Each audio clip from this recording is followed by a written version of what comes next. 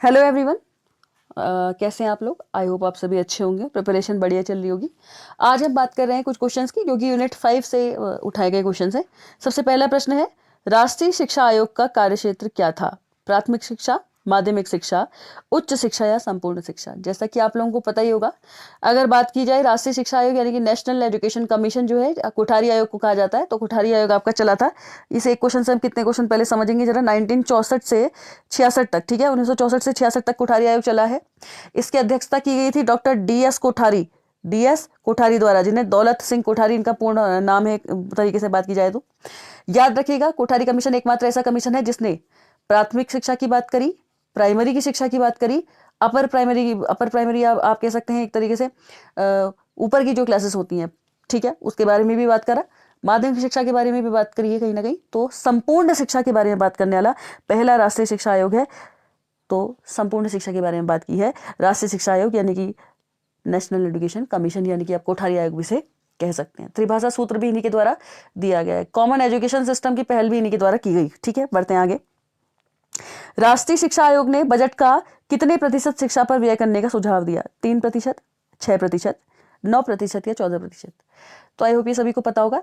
इन्होंने कहा कि 6% कर दिया जाए, शिक्षा पे जो व्यय होना है उसको कितना प्रतिशत कर दिया जाए? 6%। ठीक है, क्योंकि शिक्षा ही एकमात्र ऐसा जरिया है जिससे हमारे देश का विकास संभव है, इसलिए इसको बढ़ाने का फैसला किया गया। साथ ही साथ हमारा जो देश का भविष्य है वो कक्षाओं में पल रहा है, इस तरीके की एक स्टेटमेंट भी कोठारी आयोग द्वारा दी गई, बहुत महत्वपूर्ण है, बहुत बार पेपरों में आ चुकी है, याद रखेंगे। बढ़ते हैं आगे। राष्ट्रीय शिक्षा आयोग ने माध्यमिक शिक्षा को कितने प्रतिशत छात्रों के लिए पूर्ण शिक्षा अनुमानित किया था? 50%, 60%, 70% या फिर 80%? तो इस प्रश्न का आंसर है 70%। ठीक है, याद रखिएगा आप लोग, 70% इन्होंने कहा था छात्रों के लिए पूर्ण शिक्षा अनुमानित की गई थी।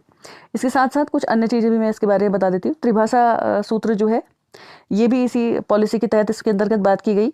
10+2+3 स्ट्रक्चर जो था एजुकेशन का, वो भी कोठारी आयोग के द्वारा ही दिया गया है, याद रखेंगे इसको। इन्होंने बहुत सारी रणनीतियां बनाई उच्च शिक्षा के लिए भी और एक उचित शिक्षा का ढांचा जो होना चाहिए उसके लिए भी। ठीक है, साथ ही साथ अगर बात की जाए तो कोठारी आयोग ही है जिसे भारतीय भी कहते हैं, कई जगह राष्ट्रीय भी कहते हैं, शिक्षा आयोग के रूप में भी इसे क्या करा जाता है, जाना जाता है। ठीक है, थोड़ा सा बात कर लेते हैं इसकी सिफारिशों के बारे में। इसकी जो सिफारिश थी कि सभी बच्चों के लिए शैक्षिक अवसरों के लिए समानीकरण को सुनिश्चित करना, यानी कि मैंने आपको अभी बताया ही कॉमन एजुकेशन सिस्टम, यानी कि जो सामान्य स्कूल प्रणाली है जिसके अंतर्गत सभी बच्चे आ जाएं, उसके बारे में बात की है।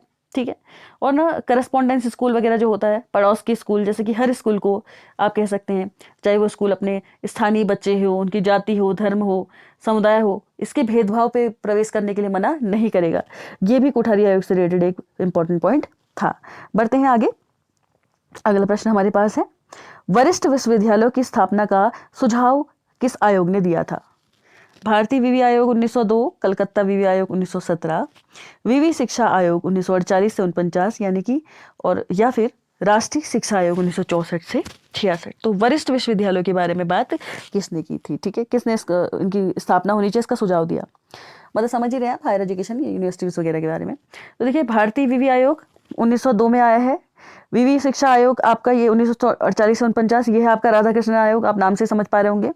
कलकत्ता विवि आयोग, इसकी तो खैर ऐसी कुछ बात ही नहीं है। और लास्ट है आपका राष्ट्रीय शिक्षा आयोग।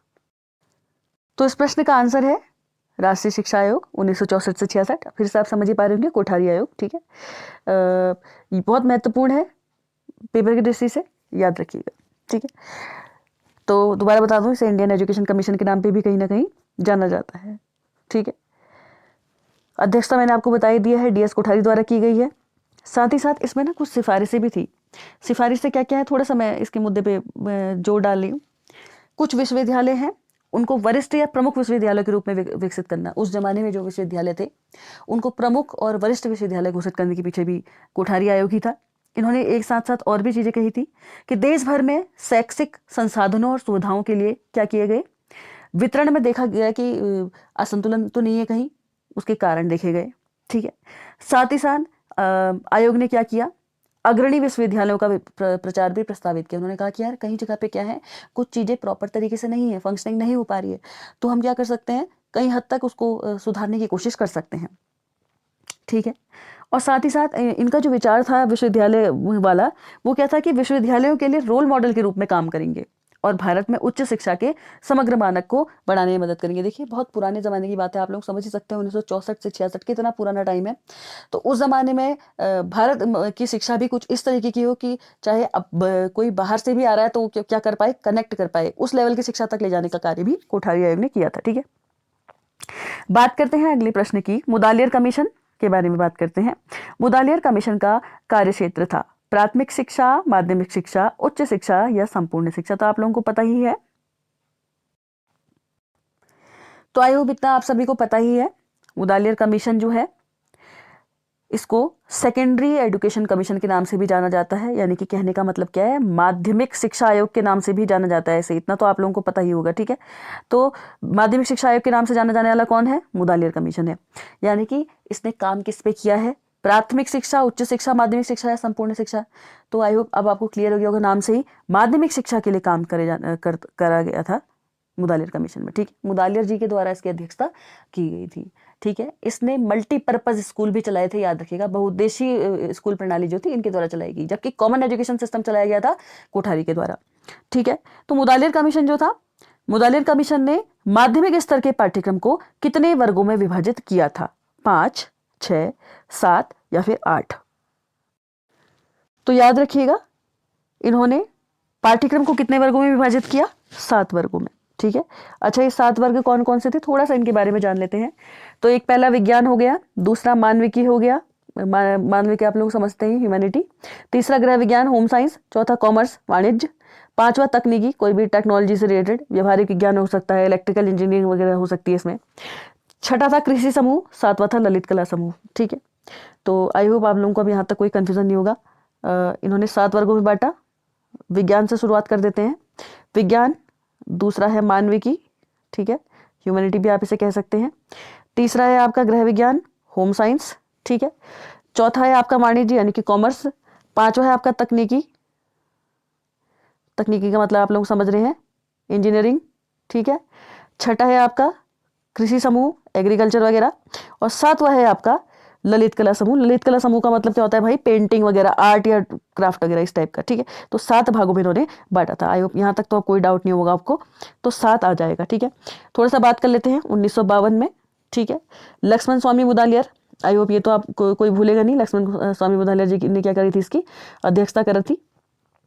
ठीक हो गया, 1952 से 53 में कहते हैं, 1952 में काम किया और 53 में क्या करी, रिपोर्ट सबमिट की। ठीक है, भारत की माध्यमिक शिक्षा की इन्होंने क्या की, जांच की और उसे नया आकार देने की कोशिश करी।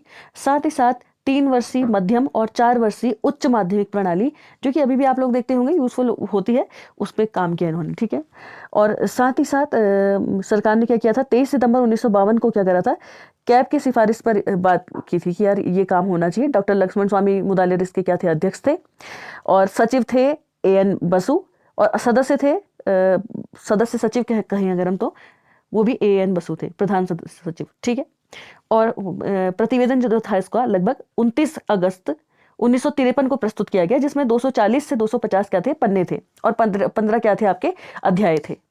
ठीक है, आई होप यहाँ तक आपको समझ में आ गया हो। इसके अंतर्गत काम जो किए थे, मतलब जो मेन मुद्दे थे, वो था कि प्राथमिक, बुनियादी और उच्च शिक्षा पे काम करना। तो ओवरऑल प्राथमिक, बुनियादी, उच्च शिक्षा को मिला देंगे अगर आप स्कूल लेवल पे, तो क्या बन जाएगा, माध्यमिक शिक्षा बन जाएगा। शिक्षा के उद्देश्य, संगठन और सामग्री के बारे में बात की गई, और माध्यमिक विद्यालय जो हैं उनमें अलग अलग प्रकार से कैसा अंतर संबंधित रूप से वो जुड़े हुए हैं, इस पे बात की गई।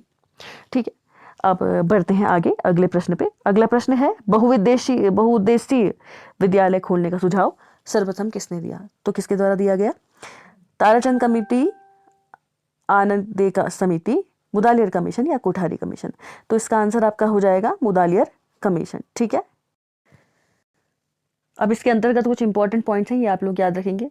माध्यमिक शिक्षा 7 वर्ष की होनी चाहिए, ऐसी बातें करता है माध्यमिक शिक्षा आयोग। इन्होंने कहा था कि 11 से 17 साल के बच्चों के लिए होनी चाहिए। साथ ही साथ इन्होंने कहा इंटरमीडिएट कॉलेज को आप समाप्त करिए, कक्षा 11 को माध्यमिक विद्यालयों के साथ जोड़ दीजिए, और कक्षा 12 को BA के साथ विलय कर दीजिए। ये भी इन्होंने सुझाव दिया था। ठीक है, आई होप यहाँ तक चीजें क्लियर हो रही हो आपको। डिग्री कोर्स 3 साल का होना चाहिए, ये भी इनके द्वारा कहा गया है। इन्होंने माध्यमिक शिक्षा को 2 भागों में विभाजित किया, ये भी आपको लाइन याद रखनी है। ठीक है, और अगला प्रश्न हमारे पास है, मुदालियर कमीशन ने माध्यमिक स्तर की पाठ्यचर्या में कितने विषय रखे थे? 5, 6, 7, 8। अब ये आपके लिए होमवर्क क्वेश्चन होगा, अभी अभी मैंने इससे ऊपर कुछ चीज आपको बताई हुई है इससे रिलेटेड, ठीक है। ये हो गया आपका HW। अब बढ़ते हैं अगले प्रश्न पे। अगला प्रश्न हमारे पास है, राष्ट्रीय शिक्षा नीति 1986 में प्राथमिक शिक्षा यानी कि कक्षा 1 से 5 को कब तक सर्वसुलभ बनाने की क्या करी गई, घोषणा की गई? 1990, 1995, 2000 या 2002? अगला प्रश्न है, राष्ट्रीय शिक्षा नीति 1986 में प्राथमिक शिक्षा यानी कि कक्षा 1 से 5 तक को कब तक सर्वसुलभ बनाने की क्या की गई है, घोषणा? 1990, 1995, 2000 या 2002? ठीक है, तो इसका राइट आंसर है 1990। ठीक है, 1990 में कहा गया है कि कक्षा 1 से 5 तक को सर्वसुलभ बनाने की घोषणा की गई है। ठीक है, आगे अगला प्रश्न, राष्ट्रीय शिक्षा नीति 1986 में उच्च प्राथमिक शिक्षा कक्षा 6 से 8 तक को कब तक सर्वसुलभ बनाने की घोषणा की गई है? कब तक की गई है? ये की गई है 1995 तक। ठीक है, इससे रिलेटेड मैं कुछ महत्वपूर्ण आपको चीजें बता दूं। राष्ट्रीय शिक्षा नीति 1986 जब भी आती है, इसने बात की है 10+2+3 स्ट्रक्चर ऑफ एजुकेशन के बारे में, साथ ही साथ बात की है नवोदय विद्यालयों की, साथ ही साथ बात की है विद्यालय संकुल यानी कि ग्रुप ऑफ स्कूल्स की। इसके साथ सर्व शिक्षा अभियान भी कहीं ना कहीं जुड़ा हुआ है। ठीक है, इन चीजों से साथ ही साथ बात की है शैक्षिक अवसरों की समानता पे, ऑपरेशन ब्लैक बोर्ड जुड़ा हुआ है हमारी 1986 वाली पॉलिसी से, शिक्षण प्रशिक्षण यानी कि टीचर ट्रेनिंग के बारे में बात करी है, डाइट्स वगैरह इन सब चीज़ों के बारे में भी कहीं ना कहीं थोड़ी बहुत बात है, CRT ये सब चीज़ें कनेक्टेड है इससे। शिक्षक की जवाबदेही पे भी बात की गई है, दूरस्थ शिक्षा एवं मुक्त विश्वविद्यालय पे भी इसने क्या करी है, बात की। इतनी चीज़ों के बारे में इसके अंतर्गत क्या की गई है, बात की गई है। ठीक है, आई होप आप लोगों को चीज़ें क्लियर हो रही हो। याद रखिएगा ये 1990 था आपका, और साथ ही साथ ये वाला क्वेश्चन 1995 था। ठीक है, तो प्रारंभ में ब्लैक बोर्ड योजना किस स्तर के विद्यालयों के सुधार हेतु बनाई गई थी? आप लोगों को सभी को पता होगा, ब्लैक बोर्ड योजना 1986 की पॉलिसी के तहत आई थी। प्राथमिक, प्राथमिक एवं उच्च प्राथमिक, उच्च प्राथमिक या माध्यमिक? तो क्या है, प्राथमिक के लिए क्या की गई थी, प्राथमिक स्तर के सुधारों के लिए क्या की गई थी, ब्लैक बोर्ड योजना चलाई गई थी। ठीक है, बढ़ते हैं अगले प्रश्न पे। अगला प्रश्न है, राष्ट्रीय शिक्षा योजना 1986 में 1995 तक कितने प्रतिशत छात्र या छात्राओं को व्यावसायिक धारा में लाने की घोषणा की गई थी? तो ये था 25%। ठीक है, बढ़ते हैं अगले प्रश्न में। देखिए 1986 में आपकी क्या आई थी, ये राष्ट्रीय शिक्षा नीति आई। सबसे पहले आप लोगों को पता होना चाहिए 1900 कितने में आई, 68 में आई पहली शिक्षा नीति। ठीक है, दूसरी शिक्षा नीति आई 1986 में, तीसरी अभी आप पढ़ रहे हैं 2020 NEP 2020 जो आपकी आई हुई है। ठीक है, ये तीसरी शिक्षा नीति है। बढ़ते हैं आगे अगले प्रश्न पे। संशोधित राष्ट्रीय शिक्षा नीति 1986 में प्राथमिक शिक्षा को कब तक सर्वसुलभ बनाने की घोषणा की गई है?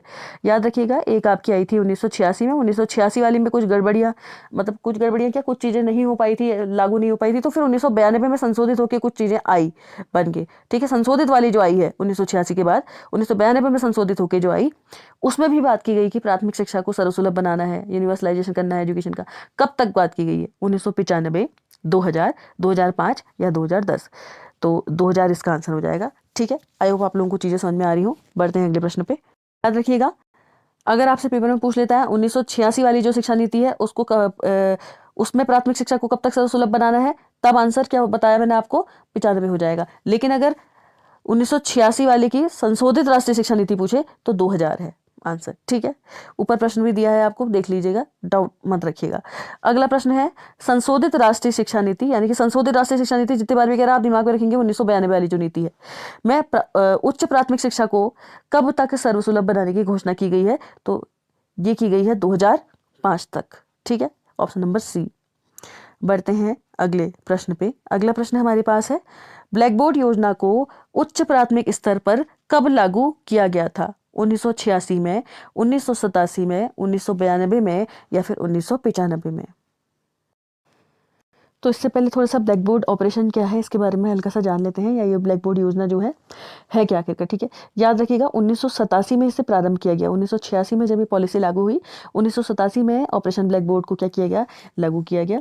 इसके तहत ना केंद्र सरकार ने कहा था कि प्राथमिक जो विद्यालय है, प्राथमिक विद्यालय स्कूल है जो प्राइमरी स्कूल्स, उनमें न्यूनतम सुविधाएं होनी चाहिए कुछ कुछ, उसको उपलब्ध कराने के लिए का प्रारंभ किया गया था। ठीक है, इसके अंतर्गत उन्होंने कहा कि कुछ जो आवश्यक सामग्री है स्कूल की, उसके लिए कुछ फंडिंग दी जाएगी, उनको न्यूनतम फंड दिया जाएगा। तो ऑपरेशन ब्लैक बोर्ड जो है, इसके तहत शिक्षकों को क्या दिया जाता है, 50% तो शिक्षक महिला शिक्षक होनी चाहिए, इसके लिए पद आरक्षित थे। साथ ही साथ इसमें जोर दिया गया कि स्कूल में पक्का कमरा होना चाहिए, स्वच्छ पेयजल यानी कि पानी वगैरह की व्यवस्था होनी चाहिए, साथ ही साथ टॉयलेट यानी कि शौचालय बालक तथा बालिकाओं आदि सुविधाओं पर क्या किया गया, जोर दिया गया। ठीक है, याद रखिएगा। तो विद्यालय में ये जो उपकरण है, जितनी भी चीज़ें हैं मैंने आप लोगों को बताई अभी भी, ये सारी चीज़ें होनी चाहिए, न्यूनतम सामग्रियाँ विद्यालय में, इसके लिए बात की गई इसके अंदर। ठीक है, तो 1987 में ब्लैक बोर्ड क्या किया गया था, ऑपरेशन ब्लैक बोर्ड क्या किया था, लागू किया गया था। ठीक है, लेकिन हमें यहाँ पे क्या क्वेश्चन पूछ रखा है कि ब्लैक बोर्ड योजना को उच्च प्राथमिक स्तर पर कब लागू किया गया है, जबकि ब्लैक बोर्ड योजना तो प्राइमरी स्तर पर लागू हुई थी। प्राइमरी स्तर पर तो लागू हुई थी कब, 1987 में। तो उच्च प्राइमरी स्तर पर कब लागू हुई, उच्च प्राइमरी स्तर पर लागू करने की बात करी संशोधित शिक्षा नीति ने। ठीक है, तो संशोधित शिक्षा नीति के द्वारा बात की गई, और संशोधित शिक्षा नीति के द्वारा जब बात की गई तो 1992 के तहत फिर उच्च प्राथमिक स्तर पर भी इससे रिलेटेड काम हुआ। ठीक है, उच्च प्राथमिक स्तर पे लिखा हुआ आएगा तो 1992, अदरवाइज वैसे black board, operation black board लागू हुआ था 1987 पे, और था किसके लिए, प्राथमिक शिक्षा के लिए। ठीक है, बढ़ते हैं आगे अगले प्रश्न पे। उच्च प्राथमिक स्कूलों को ब्लैक बोर्ड योजना के अंतर्गत कितनी धनराशि दी जा रही है, तो 10,000, 40,000, 50,000 या 60,000। तो उच्च प्राथमिक स्तर को कितनी धनराशि दी जा रही है इसके अंतर्गत, 40,000 रुपये की धनराशि। ठीक है, ऑप्शन नंबर बी हमारा क्या हो जाएगा, राइट आंसर हो जाएगा। ठीक है, तो बढ़ते हैं अगले प्रश्न पे। अगला प्रश्न हमारे पास है, वर्धा शिक्षा सम्मेलन कब हुआ था। आई होप ये ज़्यादातर लोगों को पता भी होगा, 1936 में, 37 में, 38 में या 39 में। तो बात कर लेते हैं पहले से, ये वर्धा शिक्षा सम्मेलन था क्या आखिरकार। देखिए, गांधी जी के द्वारा चलाया गया ये था। वर्धा योजना के नाम से भी आप इसे जानते हैं, बुनियादी तालीम भी बहुत सारी जगह कहते हैं, बेसिक एजुकेशन या बेसिक शिक्षा के नाम से भी, और नई तालीम के नाम से भी आप इसे जानते हैं। ठीक है, मैं इसके नाम लिख देती हूँ एक बार, नई तालीम के नाम से भी आप इसे जानते हैं। ठीक है, वर्धा योजना तो आपको पता चल ही पा रहा है। ठीक है, साथ ही साथ आप इसे बुनियादी शिक्षा के नाम से भी जानते हैं। ठीक है, बेसिक एजुकेशन गांधी जी के द्वारा दी गई है, यह सभी आप लोगों को पता ही होगा, उस नाम से भी इसे जानते हैं। ठीक है, तो गांधी जी ने, आप लोगों को पता ही है, बात की थी 7 से 14 साल तक की बच्चों की एजुकेशन के बारे में गांधी जी बहुत ज़्यादा बार बात करते हैं। जैसे हम 6 से 14 पढ़ते हैं वहाँ, तो गांधी जी 7 से 14 साल तक के बच्चों के लिए काफ़ी सारी बात की थी। उन्होंने कहा था कि यार देखिए, फाउंडेशनल पीरियड अगर अच्छा होगा, बेसिक एजुकेशन जो है बच्चों को वो तो प्रोवाइड की जानी चाहिए। ठीक है, इसके बारे में बात की थी उन्होंने। तो देखिए, ये जो था 23 अक्टूबर 1937 को उन्होंने क्या करी थी, एक तरीके से कह सकते हैं आप नई तालीम की योजना बनाई थी, या आप कह सकते हैं बुनियादी शिक्षा के लिए एक योजना बनाई थी। ठीक है, तो अलग अलग जगह आपका कितनी जगह आपको ये भी मिल जाएगा, एग्जैक्ट डेटा किसी किसी किताबों में आपको ये भी मिलेगा, 22 से 23 अक्टूबर दिया है कहीं कहीं पे, और कहीं पे एक्यूरेट दिया है। अगर एक्यूरेट एक पूछा जाए पेपर में, ऐसे भी आ सकता है कब से कब एग्जैक्ट डेट थी, 22 से 23 करके स्लैश करके आएगा तो ये आंसर हो जाएगा। अगर ऐसा नहीं आया, सीधे डेट्स आएंगी, डेट ऐसे आई होंगी 22, 23, 24, 25, तब याद रखेंगे, तब आपका हो जाएगा 23 अक्टूबर 1937 में क्या किया गया था, गांधी जी के द्वारा इस पे काम किया गया था, वर्धा योजना पे। ठीक है, तो याद रखेंगे, डेट क्या हो जाएगी, 23 अक्टूबर 1937। ऑप्शन नंबर बी क्या है हमारा, करेक्ट है। ठीक है, बढ़ते हैं अगले प्रश्न पे। अगला प्रश्न हमारे पास है, शिक्षा नीति 1854 किसने तैयार की थी, ब्रिटिश सरकार ने, ईस्ट इंडिया कंपनी ने, चार्ल्स वुड ने, इनमें से कोई नहीं। ये टॉपिक जो आपका है एडुकेशन या एजुकेशन करके आपके लिए अलग से टॉपिक आपने लोगों ने देखा होगा, सिलेबस में डाला है, उससे रिलेटेड है। ठीक है, तो हमारा अगला प्रश्न, शिक्षा नीति 1854 किसने तैयार की थी, ब्रिटिश सरकार ने, चार्ल्स वुड ने, ईस्ट इंडिया कंपनी ने, या इनमें से कोई नहीं। ठीक है, तो याद रखिएगा, चार्ल्स वुड 1854 जब भी कहते हैं हमें चार्ल्स वुड याद आना चाहिए। लेकिन ये जो शिक्षा नीति थी ये तैयार किसके द्वारा की गई थी, तो याद रखेंगे आप लोग, शिक्षा नीति 1854 किसने तैयार की, अरे भाई ईस्ट इंडिया कंपनी कहाँ कर दिया मैंने, ब्रिटिश सरकार हो गए, है ना। तो शिक्षा नीति 1854 तैयार की थी ब्रिटिश सरकार ने, जबकि 1854 की घोषणा किसके द्वारा की गई, चार्ल्स वुड के द्वारा। ठीक है, तो ये किसी किताब किसी जगह से निकाला था हमने क्वेश्चन। जबकि अगर आप सीधे 1800 खाली ऐसा क्वेश्चन आया, तैयार किसने की थी, घोषणा किसने की थी, सिंपल आया कि 1854 की नीति किसके द्वारा दी गई, तो फिर मामला हो जाएगा सीधे सीधे चार्ल्स वुड। ठीक है, चार्ल्स वुड ने 1854 में, आप एक तरीके से कह सकते हैं, इनको भारत में अंग्रेजी शिक्षा का मैग्ना कार्टा के नाम से भी जाना जाता है, वही है। ठीक है, बढ़ते हैं अगले प्रश्न पे। ठीक है, अगला प्रश्न हमारे पास है, भारत में सर्वप्रथम जन शिक्षा विभागों की स्थापना कहाँ की गई, कंपनी मुख्यालय पर, कंपनी शासित प्रांतों के मुख्यालय पर, कंपनी शासित जिलों में, या पूरे देश में। ठीक है, तो ये था कंपनी शासित प्रांतों के मुख्यालयों पे। ठीक है, अगला प्रश्न, शिक्षा नीति 1854 में सहायता अनुदान किन विद्यालयों को देने की घोषणा की गई? मतलब 1854 की जो शिक्षा नीति थी उसमें ग्रांट जो पैसा वगैरह था वो किन किन को विद्यालयों को देने की घोषणा की गई थी? केवल मिशनरी स्कूल्स को, केवल कंपनी को, केवल देसी या सभी? तो याद रखिएगा सभी स्कूलों की इसके अंतर्गत बात की गई थी। तो ऑप्शन नंबर डी क्या हो जाएगा हमारा राइट आंसर हो जाएगा। ठीक है, तो कैसे लगे आज के क्वेश्चन आपको कमेंट सेक्शन में कमेंट करके जरूर बताइएगा। अगर अच्छे लगे हों तो लाइक शेयर कमेंट और सब्सक्राइब जरूर कीजिएगा। ठीक है, थैंक यू।